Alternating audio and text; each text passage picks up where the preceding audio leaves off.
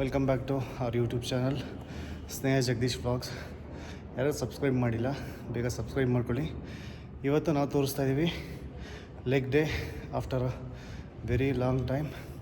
So ಈ ಸಲ ಪ್ರೆಪ್ಪಲ್ಲಿ ಹೆವಿ ಲೆಗ್ಸ್ ಏನು ನೆಸೆಸಿಟಿ ಇಲ್ಲ, ಏಕೆಂದರೆ ನನ್ನ ಲೆಗ್ಸ್ ನನ್ನ category already well developed. So ಇವತ್ತು ನನ್ನ ಜೊತೆ ನಮ್ಮ ಧರ್ಮಪತ್ನಿಯವರು ಜಾಯ್ನ್ ಆಗಿದ್ದಾರೆ. ಮೋಟಿವೇಶ್ನಲ್ ಮಂಡೇ, ವಾರದಲ್ಲಿ 2 ದಿನ ಬರ್ತಾರೆ, ಮಂಡೇ ಟ್ಯೂಸ್ಡೇ, ಮೋಟಿವೇಶನ್ಗೋಸ್ಕರ.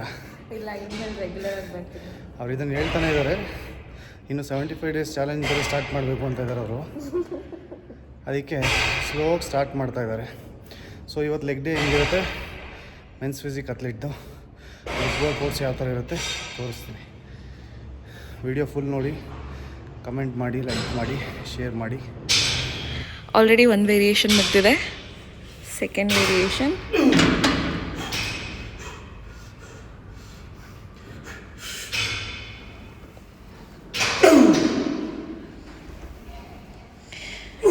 $20 kg 5 ಪ್ಲೇಟ್ಸ್ ಹಾಕ್ಕೊಂಡಿದ್ದಾರೆ ಒಂದೊಂದು ಕಡೆ.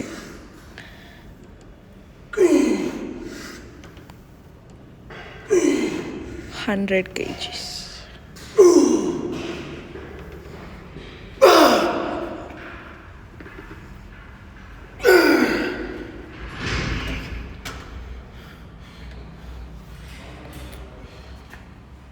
ಹೆಡ್ಫೋನ್ ತೆಗೆದು ಮಾತಾಡು.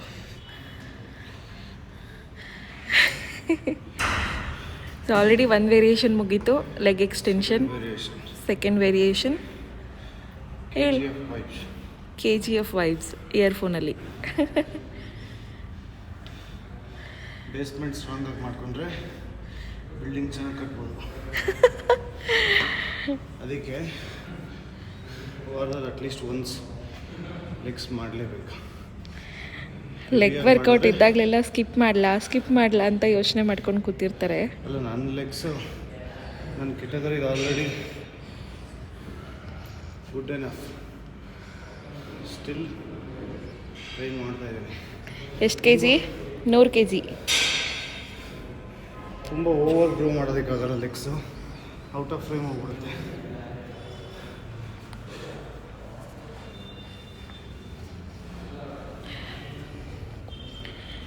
ಇವತ್ತು ಮ್ಯೂಸಿಕ್ ಪ್ಲೇ ಮಾಡಿಲ್ಲ ಜಿಮ್ಮಲ್ಲಿ, ಸೊ ಅದರಿಂದ ನಿಮಗೆ ವಾಯ್ಸ್ ಕ್ಲಿಯರಾಗಿರುತ್ತೆ.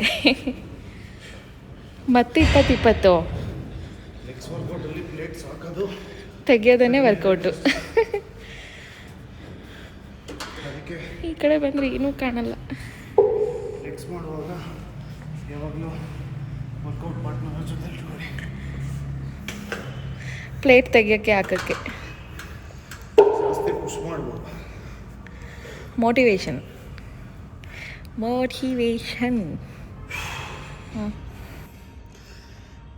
ಸೊ ಇದು ಈ ಸಲದ ಫಿಸಿಕ್ ಅಪ್ಡೇಟ್. ಪ್ರೆಪ್ ಸ್ಟಾರ್ಟ್ ಮಾಡಿ 2 ಡೇಸ್ ಆಯಿತು. ಕ್ಯಾಲರೀಸ್ ಈಗ ಕಮ್ಮಿ ಮಾಡ್ತಾ ಇದ್ದೀವಿ, ಇಂಪ್ರೂವ್ಮೆಂಟ್ಸ್ ಮೇಲೆ ವರ್ಕ್ ಮಾಡ್ತಾ ಇದ್ದೀವಿ. ಫಿಸಿಕ್ ಹೆಂಗಿದೆ ಅಂತ ಕಮೆಂಟ್ ಹೇಳಿ. ಈ ಸಲ ಪ್ರೋ ಕಾರ್ಡ್ ಗೆಲ್ಬೋದಾ ಅಂತ.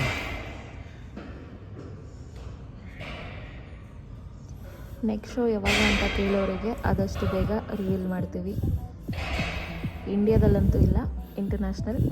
ಯಾವ ಕಂಟ್ರಿ ಅಂತ ಗೆಸ್ ಮಾಡಿ ಕಮೆಂಟ್ ಮಾಡಿ.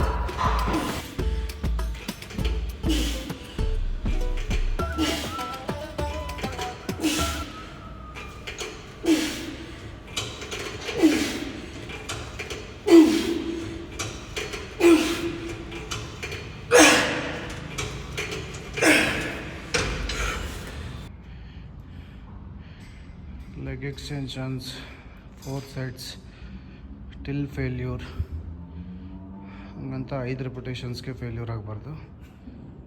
ಮಿನಿಮಮ್ 15 ರೆಪಿಟೇಷನ್ಸ್ ಇರಲಿ. ಕಮಾನ್. ಆಲೂಗಡ್ಡೆ to french fries. Transformation coming soon. ಆಲೂಗಡ್ಡೆಯಿಂದ ಫ್ರೆಂಚ್ ಫ್ರೈಸ್ ಆಗೋ ವಿಧಾನ. 5 more. Come on, 5 more.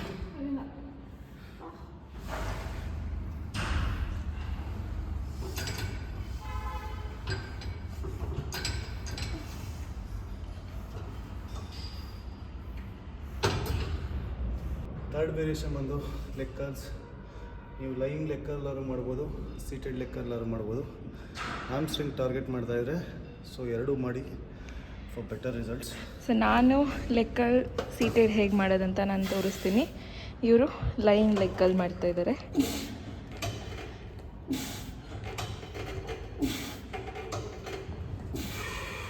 ಏನು ಮಾಡ್ತಾಯಿದ್ದೀರಾ ಈಗ?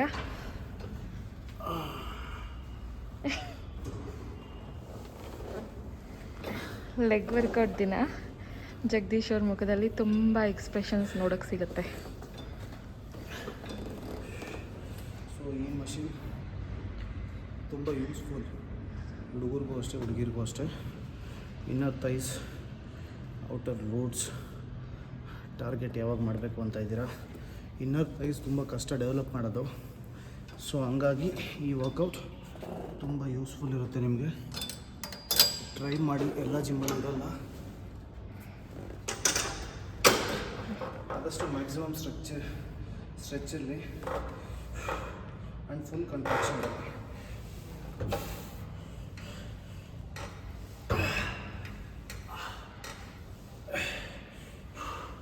ಹೆಂಗೆ ಬರ್ನ್ ಆಗುತ್ತೆ ಅಂದರೆ ಇದರಲ್ಲಿ ಯಪ್ಪ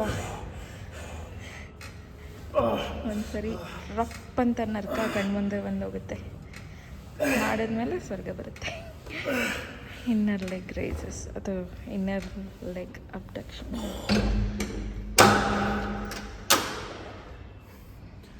ಡೈರೆಕ್ಟ್ ಸ್ವರ್ಗ. ನಾನು ಅದನ್ನೇ ಅಂದೆ, ರಪ್ ಅಂತ ನರ್ಕ ಹೋಗಿ ಸ್ವರ್ಗ ಕಾಣಿಸುತ್ತೆ. ಇನ್ನೊಂದು ಚೂರು ಮೇಲೆ ಹೋದರೆ ಹಂಗೆ ಹೋಗ್ಬಿಡ್ತೀರ. ಹುಡುಗರು ಮಾತ್ರ, ಹುಡುಗರು ತುಂಬ ಹುಷಾರಾಗಿರಬೇಕು, ಸೇಫ್ಟಿಯಾಗಿ ನೋಡ್ಕೋಬೇಕು ಗೇರ್ನ. ಗೇರ್ ಹಾಕಿಲ್ಲ ಅಂತಂದರೆ ಮುಗೀತು ಕತೆ. ದಮ್ಮ ನಿನ್ನ ಟೀ ಶರ್ಟ್ ಹಿಂದೆ ಇರೋದೇನು? ಜೋಶಲ್ಲಿ ಆಮೇಲೆ ಅಲ್ಲ, ಫುಲ್ ಜೋಶಲ್ಲಿ ಆಮೇಲೆ 2 ಪ್ಲೇಟ್ ಹಾಕೊಂಡು ಹಿಂಗೆ ಅನ್ಕೊಬಿಟ್ಟಿರ. ಅಯ್ಯೋ ಅಷ್ಟೇ ಮುಗೀತು ಕತೆ. Balloon blast. ಆಮೇಲೆ ಬಲೂನ್ ಬ್ಲಾಸ್ಟ್. ನಿನ್ನ ಹಿಂದೆ ಇರೋದೇನು? ಟೀ ಶರ್ಟ್ ಹಿಂದೆ ಟೆಡಿ. ಅಗ್ರೆಸಿವ್ ಟೆಡಿ ತೋರಿಸು. ಅದು ಹೆಂಗೆ ನಗ್ತಾ ಇರೋದಾ? ಹಲ್ಲು ತೋರಿಸ್ತಾ ಇರೋದು. Aggressive teddy. ಆಹಾ. ಇನ್ನರ್ ಥೈಸ್ನ ಗ್ರೋ ಮಾಡಬೇಕು ಅಂದರೆ ಈ ವರ್ಕೌಟ್ ಟ್ರೈ ಮಾಡಿ. ಸ್ಟಾರ್ಟ್ ಮಾಡಲಾ?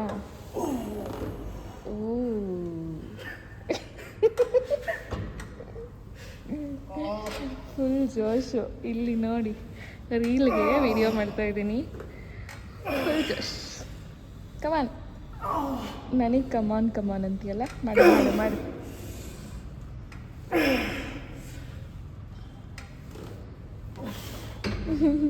ಹುಡುಗರೆಲ್ಲ ಹುಷಾರು.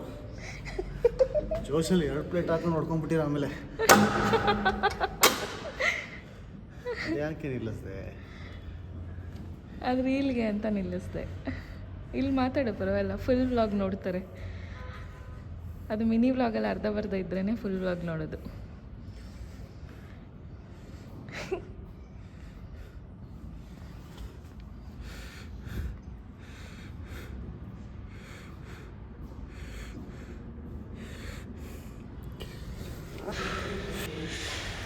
ಫಿಫ್ತ್ ವೇರಿಯೇಷನಾ? ಇಯರ್ಫೋನ್ ಹಾಕ್ಕೊಂಡಿದ್ದಾರೆ, ಕೇಳಿಸಲ್ಲ.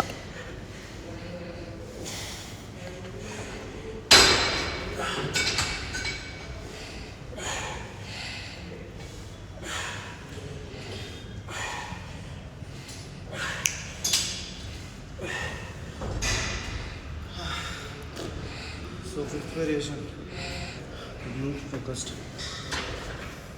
ಫುಲ್ ಓವರಾಲ್ ಲೆಗ್ಸ್ ಮೇಲೆ ಫೋಕಸ್ ಮಾಡಿ.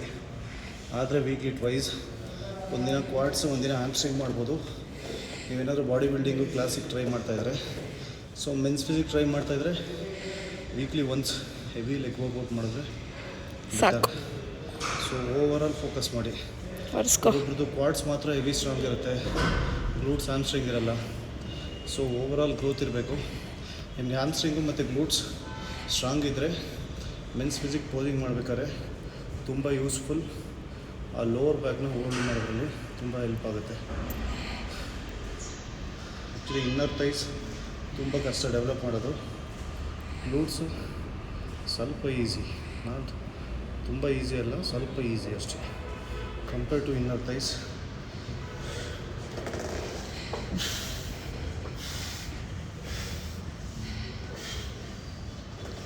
ಸೊ ಒಂದೇ ಇಕ್ವಿಪ್ಮೆಂಟಲ್ಲಿ 2 ವೇರಿಯೇಷನ್, ಒಂದು ಇನ್ನರ್ ಥೈಸ್ಗೆ, ಒಂದು ಗ್ಲೂಟ್ಸ್ಗೆ. ಆದಷ್ಟು ಹೋಲ್ಡ್ ಮಾಡಿ, ಪಾಸ್ ರೆಪ್ಯುಟೇಷನ್ಸ್ ಮಾಡಿ. ಒಂದು ಸೆಕೆಂಡ್ ಪಾಸ್ ಮಾಡಿದಷ್ಟು ನಿಮಗೆ ಎಫೆಕ್ಟಿವ್ ಇರುತ್ತೆ, ಮಸಲ್ ಗ್ರೋತ್ ಆಗುತ್ತೆ. ನಂದು 2 ವೇರಿಯೇಷನ್ ಮುಗೀತು. ಲೆಗ್ ಎಕ್ಸ್ಟೆನ್ಷನ್ ಮುಗೀತು ಲೆಗ್ಗಲ್ಲಿ.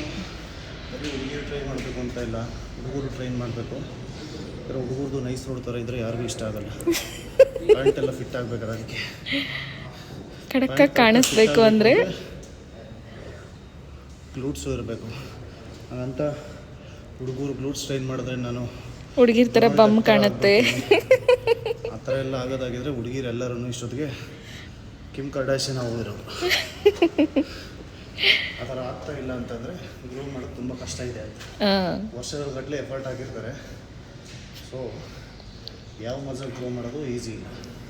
ಎಕ್ಸಾಕ್ಟ್ಲಿ. ಫೀಮೇಲ್ಸ್ ಆದರೆ ವೀಕ್ಲಿ ಟೂ ಟೈಮ್ಸ್ ಟ್ರೈನ್ ಮಾಡಿ. ಒಂದಿನ ಕ್ವಾಡ್ಸು, ಒಂದಿನ ಗ್ಲೂಟ್ಸ್ ಹ್ಯಾಮ್ಸ್ಟ್ರಿಂಗ್.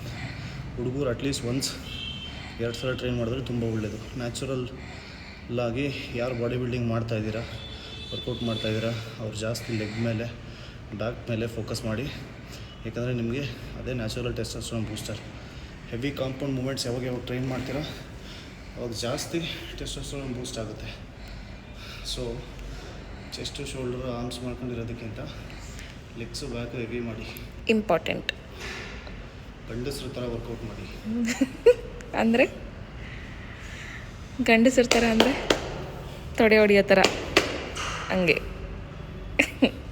ಗೌಡ್ರು ಬೆಟ್ಟ ಥರ ಬಾಡಿ ಬೆಳೆಸ್ಕೊಂಡು ಕೆಳಗಡೆ ಲೆಗ್ಸ್ ಕೋಳಿ ಕಾಲು ಥರ ಇದ್ದರೆ, ಕೋಳಿ ಥರನೇ ಇದ್ದರೆ ಹುಡುಗಿರು ನಗಾಡ್ಬಿಡ್ತಾರೆ. ಪ್ಲೀಸ್, ಹುಡುಗಿರನ್ನ ಇಂಪ್ರೆಸ್ ಮಾಡಬೇಕಂದ್ರೆ ನೀವು ಲೆಗ್ ವರ್ಕೌಟ್ ಮಾಡಲೇಬೇಕು. ಮಾಡೋದಕ್ಕೆ, ಬ್ರೇಕಪ್ ಆದಾಗ ಜಿಮ್ ಸೇರ್ಕೊಳ್ಳೋದಕ್ಕೆ ಆ ಥರ ನಾಲಾಯಕಗಳು ಆಗಬೇಡಿ ಲೈಫಲ್ಲಿ. ನಿಮಗೋಸ್ಕರ ನೀವು ವರ್ಕೌಟ್ ಮಾಡಿ, ನಿಮ್ಮ ಹೆಲ್ತ್ಗೋಸ್ಕರ. ನೀವು ಚೆನ್ನಾಗಿದ್ರಿ ಅಂದರೆ ಹುಡುಗಿರು ಬಂದೇ ಬರ್ತಾರೆ. ತಲೆ ಕೆಡಿಸ್ಕೋಬಾರ್ದು. Important point. ಹುಡುಗಿರು ನದಿ ಥರ ಹರಿತಾ ಇರ್ತಾರೆ. ಎಲ್ಲಿ ಸೇರಬೇಕೋ ಅಲ್ಲಿ ಸೇರ್ಕೋತಾರೆ. ನಮ್ಮ ಹಣೆ ಬರದಲ್ಲಿ ಯಾರ ಹತ್ರ ಅವರೇ ಸೇರೋದು. ನಿನ್ನ ಹಣೆ ಬರೋದಲ್ಲಿ ನಂತರ ವಾಟ್ರ್ ಮೆಲನ್ ಆಗಿರ್ಬೋದು, ಗ್ರೇಪ್ಸ್ ಬೇಕಾದ್ರೂ ಆಗಿರ್ಬೋದು. ಅರ್ಥ ಆಯ್ತಾ? ಸೊ ಹೀಗೆ ಒಳ್ಳೆ ಮೂಡಲ್ಲಿದ್ದರೆ ಈ ಥರ ವಟ ಮಾತಾಡ್ತಾನೆ, ಟಾನ್ಸ್ ಆಗ್ತಾನೆ, ಜೋಕ್ಸ್ ಆಗ್ತಾನೆ ವರ್ಕೌಟ್ ಮಾಡುವಾಗ. ಇವತ್ತೆಲ್ಲ ನೋಡ್ತಾ ಇದೆ ನೋವುತ್ತೆ ಲೆಗ್ ವರ್ಕೌಟು. ಸೊ ಇದು ಸೀಟೆಡ್ ಲೆಗ್ ಕರ್ಲ್ಸು. ಹ್ಯಾಮ್ಸ್ಟ್ರಿಂಗ್ ಟಾರ್ಗೆಟ್ ಮಾಡುವಾಗ ಸೀಟೆಡ್ ಲೆಗ್ ಕರ್ಲು ಮಾಡಿ, ಪ್ರೋನ್ ಲೆಗ್ ಕರ್ಲು ಮಾಡಿ, ತುಂಬ ಯೂಸ್ಫುಲ್. ಹ್ಯಾಮ್ಸ್ಟ್ರಿಂಗ್ ಗ್ರೋ ಆಗೋದು ತುಂಬ ಕಷ್ಟ. ಸೊ ಹಂಗಾಗಿ ಪರ್ಟಿಕ್ಯುಲರ್ ಮಸಲ್ನ ಟಾರ್ಗೆಟ್ ಮಾಡಿ ಆ ವರ್ಕೌಟ್ ಪ್ಲ್ಯಾನ್ನ ಫಾಲೋ ಮಾಡಿ.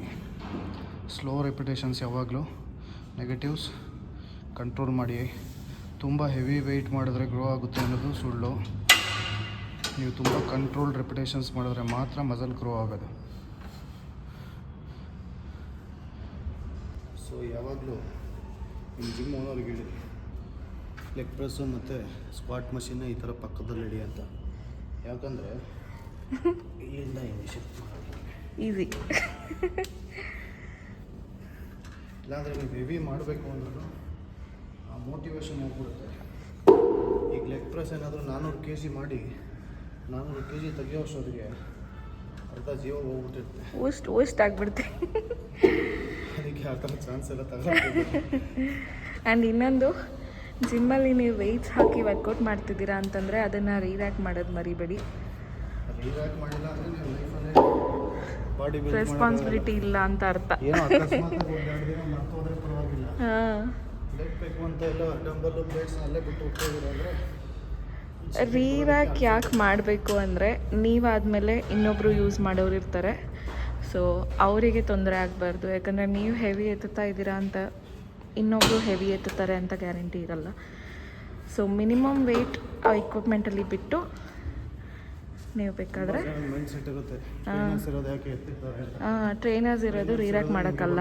ಕೊಡೋಕ್ಕೆ ಪ್ಲೇಟ್ಸು ಡಂಬಲ್ ಎತ್ತಿರೋಕ್ಕಲ್ಲ. ನಮ್ಮ ಒಬೀಡಿಯಂಟ್ ಮಿಸ್ಟರ್ ಸ್ಟ್ರೆಟೆಡ್ ಜಗದೀಶ್ ಅವ್ರ ಥರ ವೆಯ್ಟ್ಸ್ನೆಲ್ಲ ರೀರ್ಯಾಕ್ ಮಾಡಬೇಕು. ನಾವು ಯಾವಾಗಾದ್ರೂ ಒಂದು ಸಲ ಮರ್ತೋಗಿರ್ತೀವಿ. ಮರ್ತೋಗಿ ಬಿಡೋದು ಬೇರೆ, ಬೇಕಂತ ಬಿಡೋದು ಬೇರೆ. ಬೇಕಂತ ಬಿಡೋದನ್ನು ಆ್ಯಟಿಟ್ಯೂಡ್ ಅಂತಾರೆ. ಡಿಸಿಪ್ಲಿನ್ ಇಲ್ಲದೆ ಇದ್ದರೆ ಬಾಡಿ ಬಿಲ್ಡಿಂಗ್ ಮಾಡೋಕ್ಕಾಗಲ್ಲ. Exactly. Discipline, hard work, patience, consistency, dedication, hard ಮತ್ತು ದುಡ್ಡು ಬೇಕು ಮೇಯ್ನಾಗಿ. ದುಡ್ಡಿಲ್ಲ ಅಂದರೆ ಮಾಡೋಕ್ಕಾಗಲ್ಲ. Okay, 6th variation leg press. ಎಷ್ಟು kg ಹಾಕಿದ್ದೀರಾ? ಇದು ಲೈಟ್ ವೆಯ್ಟ್ ಅಷ್ಟೇ ಮಾಡೋದು ಆಮ್ಸ್ಟ್ರಿಂಗಿಗೆ. ಇದು ಲೈಟ್ ವೆಯ್ಟಾ ಬಾಸ್? 20 kg 5 ಪ್ಲೇಟು, ಎರಡೂ ಕಡೆ 5-5. ಆಮ್ಸ್ಟ್ರಿಂಗಿಗೆ ಎಲ್ಲಿ ಮಾಡೋಕ್ಕೆ ಹೋಗ್ಬಾರ್ದು, ಅಷ್ಟು ಡೀಪ್ ಬರಬೇಕು. ಮಾಡಿ ನಾನಿವತ್ತು ಲೆಗ್ ಪ್ರೆಸ್ ಏನೂ ಮಾಡಲ್ಲ, ಸಾಕು 5 ವೇರಿಯೇಷನ್ ಮಾಡಿದ್ದೀನಿ. ಫಸ್ಟ್ ಡೇ ಎಲ್ಲ ಮಾಡಿಬಿಟ್ರೆ ಆಮೇಲೆ ನಾಳೆ ಎದ್ದು ನಡೆಯೋಕ್ಕಾಗಲ್ಲ. ಈ ವೀಕಲ್ಲಿ ಹೌಸ್ ಶಿಫ್ಟಿಂಗ್ ಇದೆ, ತುಂಬ ಕೆಲಸಗಳಿದೆ.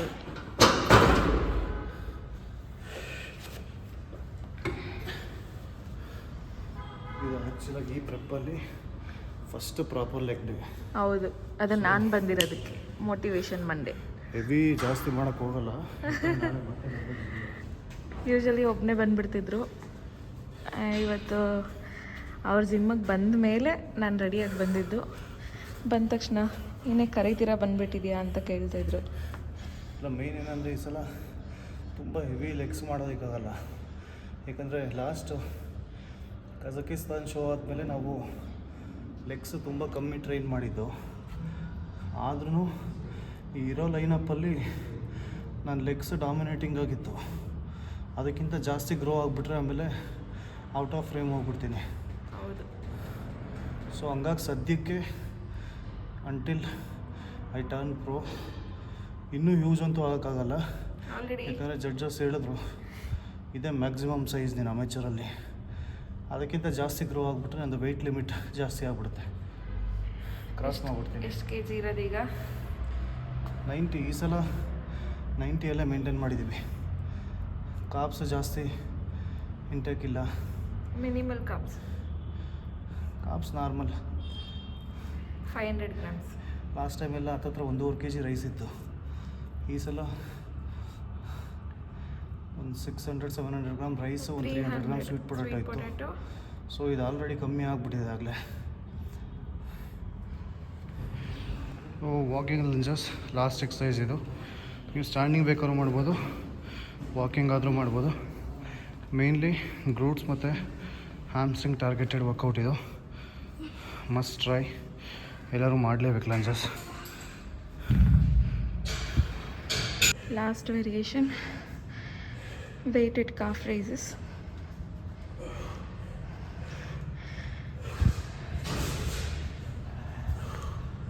ಹೆಂಗೆ ಮೂವ್ ಆಗುತ್ತೆ ನೋಡಿ.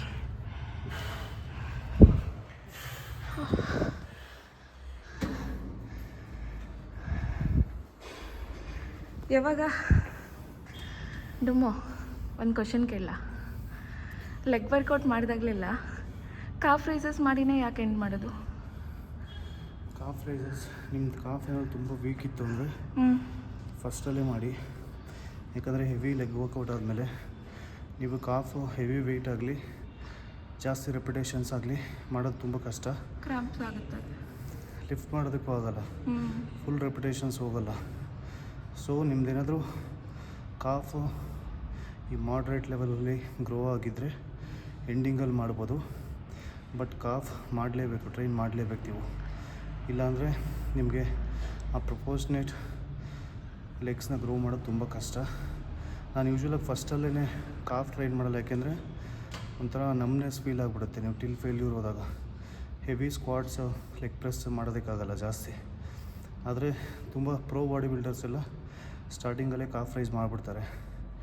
ಯಾಕಂದರೆ ಅವ್ರಿಗೆ ಪ್ರಾಕ್ಟೀಸ್ ಇರುತ್ತೆ, ವೀಕ್ಲಿ ಟ್ವೈಸ್ ಮಾಡ್ತಿರ್ತಾರೆ ಲೆಗ್ಸು, ಹೆವಿ ಟ್ರೈನಿಂಗಲ್ಲಿ ಇರ್ತಾರೆ. ಸೊ ಹಂಗಾಗಿ ಓಕೆ, ಬಿಗಿನರ್ಸ್ ಇದ್ದರೆ ಎಂಡಿಂಗಲ್ಲಿ ಮಾಡಿ.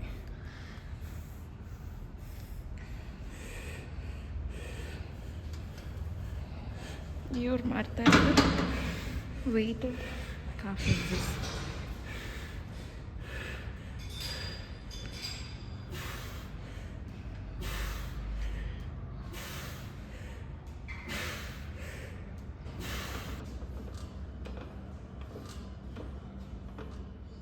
Seated calves, last variation.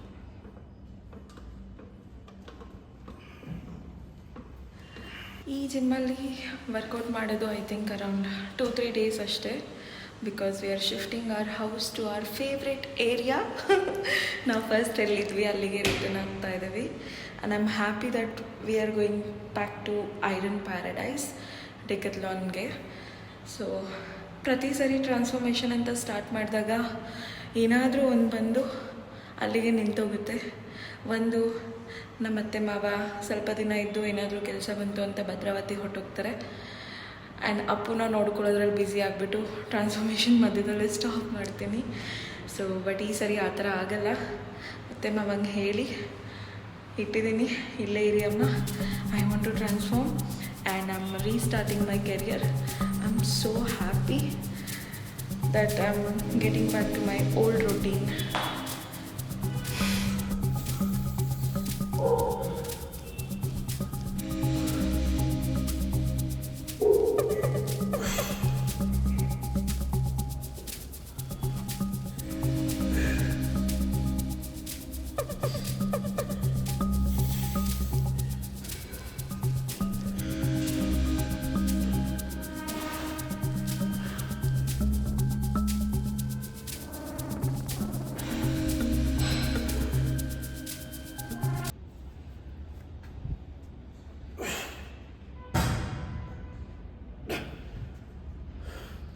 Posing video. So ಇದಾಗಿತ್ತು ಇವತ್ತಿನ ನಮ್ಮ ಲೆಗ್ ಡೇ ವರ್ಕೌಟ್ ರೊಟೀನ್ನ ಫುಲ್ ಅಪ್ಡೇಟ್ ಮಾಡಿದ್ದೀವಿ. ನೋಡಿ ನೆಕ್ಸ್ಟ್ ಲೆಗ್ ವರ್ಕೌಟಲ್ಲಿ ಫಾಲೋ ಮಾಡಿ. ಫಿಸಿಕ್ ಅಪ್ಡೇಟ್ ಹಾಕಿದ್ದೀನಿ ಲಾಸ್ಟಲ್ಲಿ, ನೋಡಿ ಕಮೆಂಟ್ ಮಾಡೋದು ಮರಿಬೇಡಿ. ಈ ಸಲ ಇಂಪ್ರೂವ್ಮೆಂಟ್ ಜೊತೆಗೆ ಮತ್ತೆ ಸ್ಟೇಜ್ ಮೇಲೆ ಬರ್ತೀನಿ. ಆ್ಯಂಡ್ ನಮ್ಮ ವಿಡಿಯೋ ಇಷ್ಟ ಆಗಿದ್ರೆ ಸಬ್ಸ್ಕ್ರೈಬ್ ಮಾಡೋದು ಮರಿಬೇಡಿ. Thank you. ಇದೇ ಥರ ಸಪೋರ್ಟ್ ಮಾಡ್ತಾ ಇರಿ, ಶೇರ್ ಮಾಡಿ, ಒಳ್ಳೊಳ್ಳೆ ಕಂಟೆಂಟ್ ಹಾಕ್ತೀವಿ. Bye bye, see you. Have a good day, happy Monday.